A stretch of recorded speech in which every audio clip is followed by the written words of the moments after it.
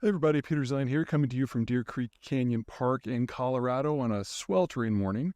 And today we're going to talk about U.S.-Saudi relations. Let's talk about the people and then talk about the policies. So first, the people. Jake Sullivan, who is the U.S. National Security Advisor, went to Saudi Arabia last week in order to put together the framework of a new set of relations because relations under Biden have been pretty poor.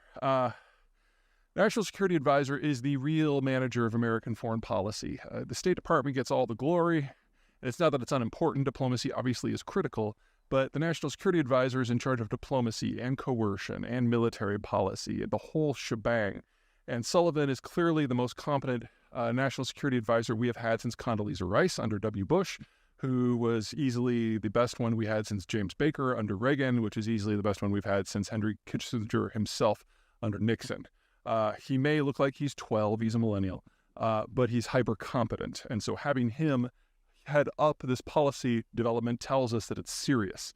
Now, if you remember back, the Biden administration's general shift towards green technology and green ideology is part of the reason why relations with the Saudis have not been so great, but there's also some stuff on the other side.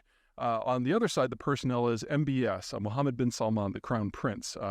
His father is technically still king, but the guy's like 180,000 years old. And so it's MBS who really runs the shop and will be for probably the next 40 or 50 years, unless he gets, assassinated. He is, what's the best way to put this? Well, he's a bit of an ass.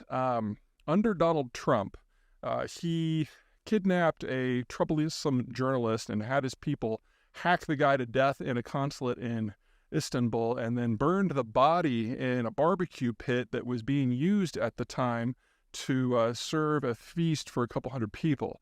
And even Donald Trump was like, whoa.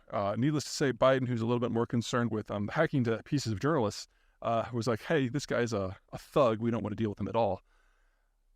I don't want to say that that's all bygones, but Biden has had now half of his term in the big chair, and he realizes from his long time on this earth that sometimes you have to deal with people that you don't want to get things done. And in the presence of a China that is being ever more persnickety and a Russia that is ever more genocidal, Saudi Arabia is a very useful partner. Cover that next time.